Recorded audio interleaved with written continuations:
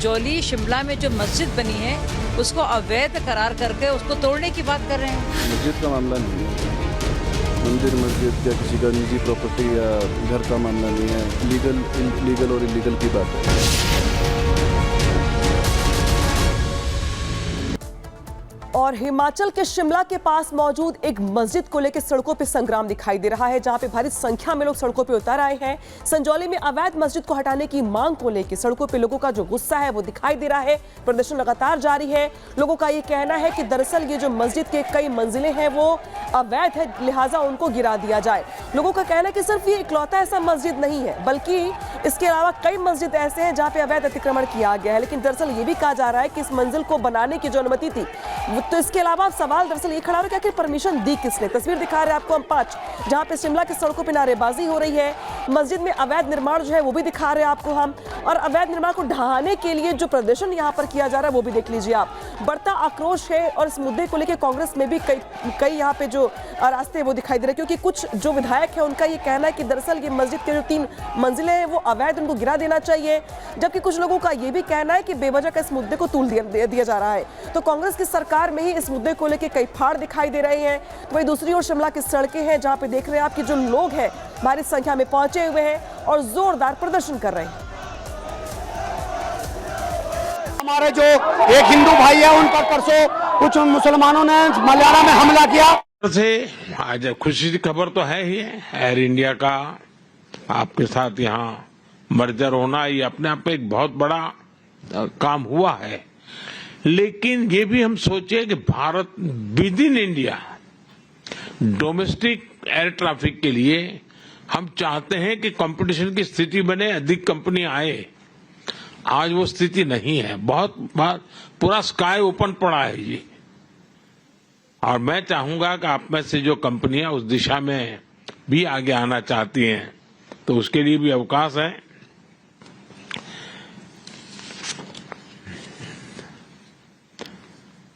Energy sector में यहां पर काफी चर्चा हुई, ग्रीन हाइड्रोजन की, अमोनिया की। हमने पूरी दुनिया को एक वादा किया है और हम ग्लोबल वार्मिंग को जो चैलेंज मानते हैं उसमें हम सिर्फ अपनी संवेदना व्यक्त कर करके अटकने वाले नहीं है, हम सॉल्यूशन देने वाले लोग हैं। और हमने 500 गीगावाट का लक्ष्य टारगेट किया है और 2030 तक मुझे करना है। और उसमें मैं न्यूक्लियर की तरफ भी उतना ही जाना चाहता हूं, हाइड्रो पर भी जाना चाहता हूं, सोलार पर भी जाना चाहता हूं, विंड पर भी जाना चाहता हूं। उसी प्रकार से हमने बायोफ्यूल की पॉलिसी बनाई है, उसकी दिशा में भी एक बहुत बड़ा काम। और आपने G20 समिट में भी हमारे जो आउटकम है उसमें बायोफ्यूल की बात आपके ध्यान में आई होगी। भारत उसको लीड करना चाहता है।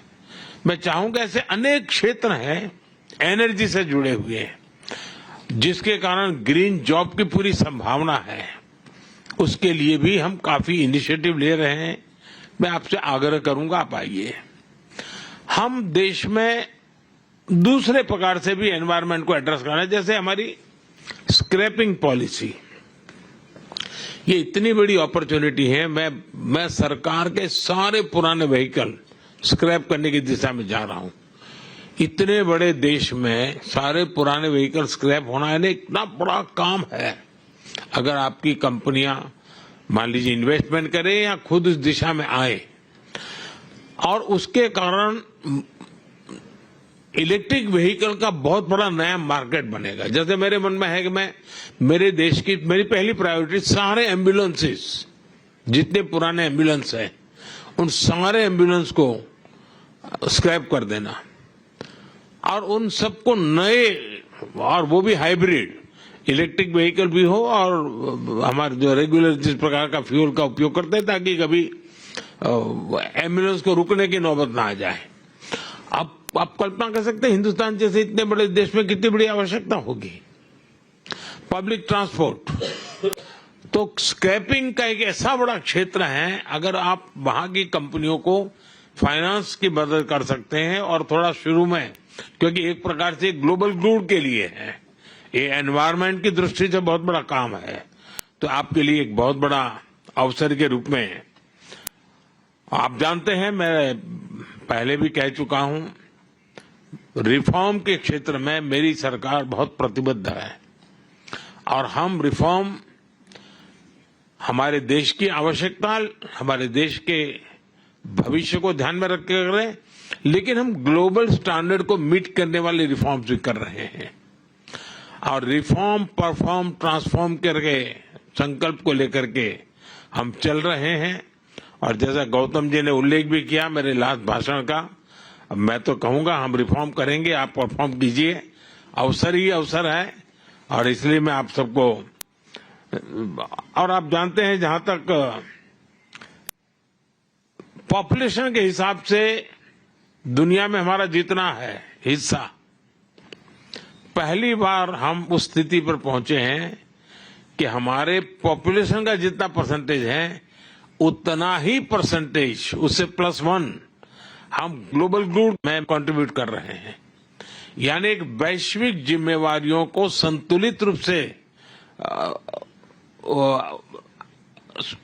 निभाना, ये बहुत कम लोग कर सकते हैं, जो आज इतना बड़ा भारत देश कर रहा है।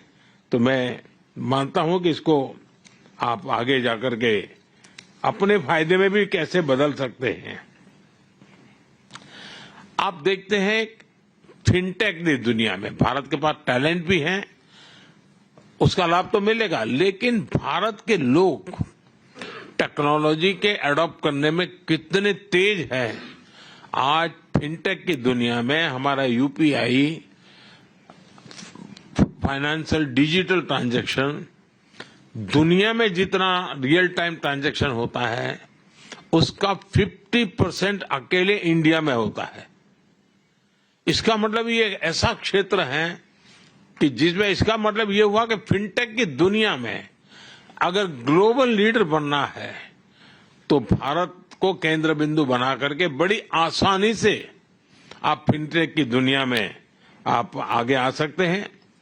स्टार्टअप के अंदर हमने काफी रिफॉर्म की है, इस बजट में भी हमने स्टार्टअप को काफी रिलैक्सेशन दिए हैं। भारत में टियर 2, टियर 3 सिटी में भी बहुत तेजी से स्टार्टअप ग्रो कर रहे हैं। 10 साल के भीतर हम करीब 10 साल पहले 100 स्टार्टअप थे, आज करीब 100,000 से भी ज्यादा स्टार्टअप है।